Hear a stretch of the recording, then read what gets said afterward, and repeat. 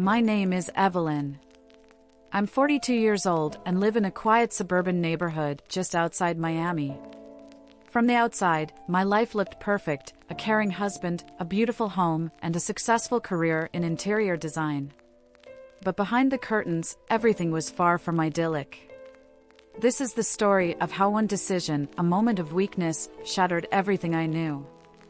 It all began 2 years ago when my husband, Daniel, accepted a demanding promotion at work.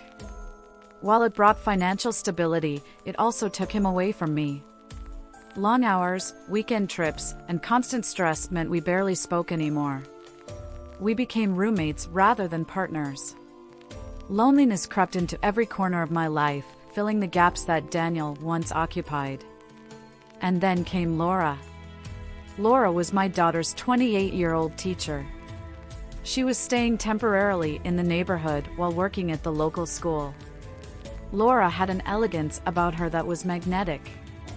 With her striking green eyes, shoulder-length auburn hair, and a warm, melodic voice, she seemed to bring a vibrancy wherever she went.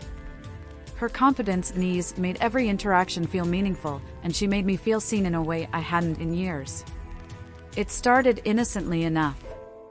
Laura and I would talk at school events or during parent-teacher meetings.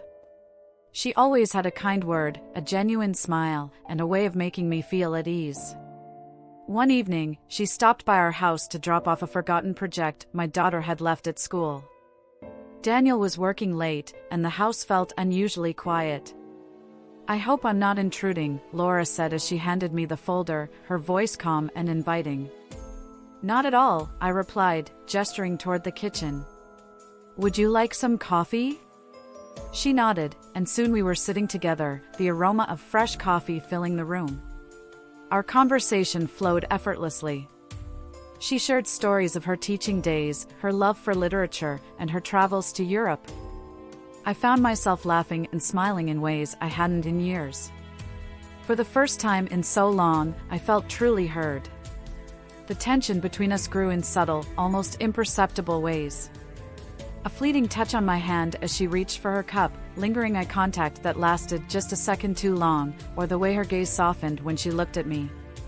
I told myself it was nothing, but deep down, I knew there was something more. One particularly rainy afternoon, everything changed.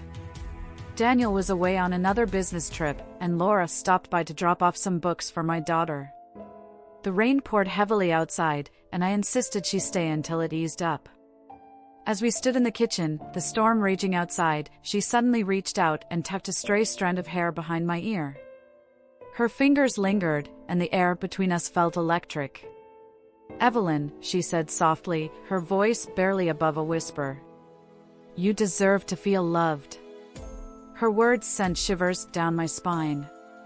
Before I could respond, she leaned in and kissed me. It was soft at first, tentative, but quickly deepened.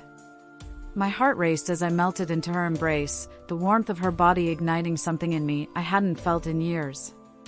The sound of the rain outside became a distant hum as the moment consumed us. From that day forward, Laura and I embarked on an affair that was as intoxicating as it was dangerous.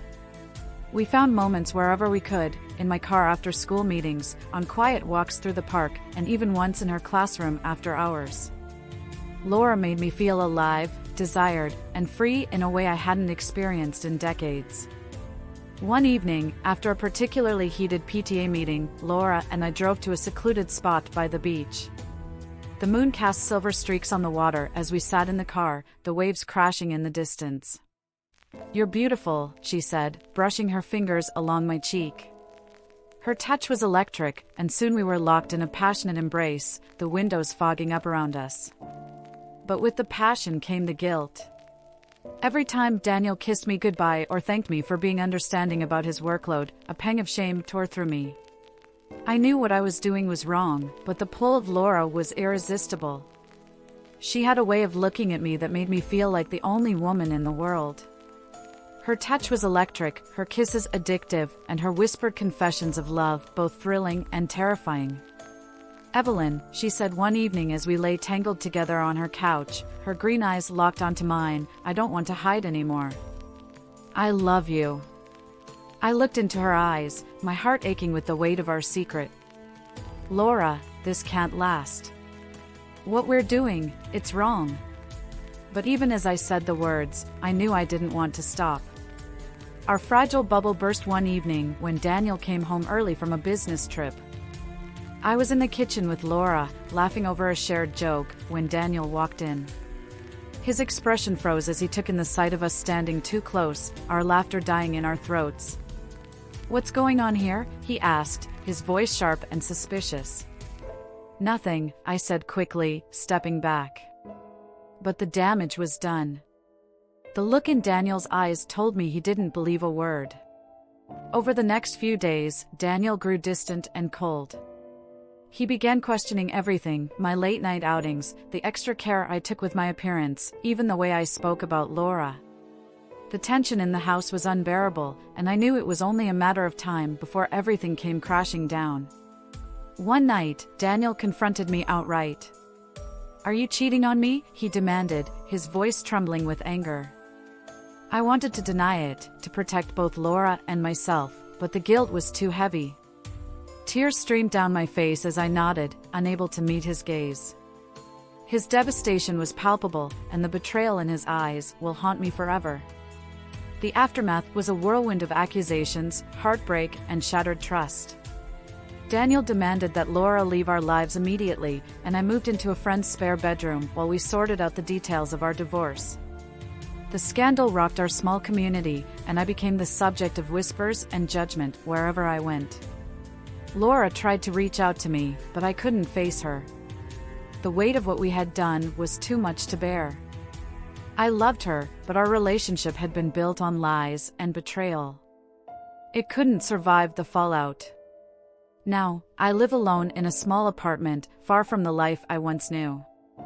The nights are quiet, and the silence often feels unbearable. I think of Laura sometimes, wondering where she is and if she's happy. I think of Daniel and the pain I caused him. Most of all, I think of the woman I used to be before I let loneliness and desire consume me. This story isn't one of redemption or forgiveness. It's a cautionary tale about the choices we make and the consequences we must live with. Passion can be as destructive as it is beautiful, and the scars it leaves are often permanent. If I could go back, I'd do everything differently. But life doesn't give us that luxury. All we can do is move forward and hope to find peace in the wreckage we leave behind.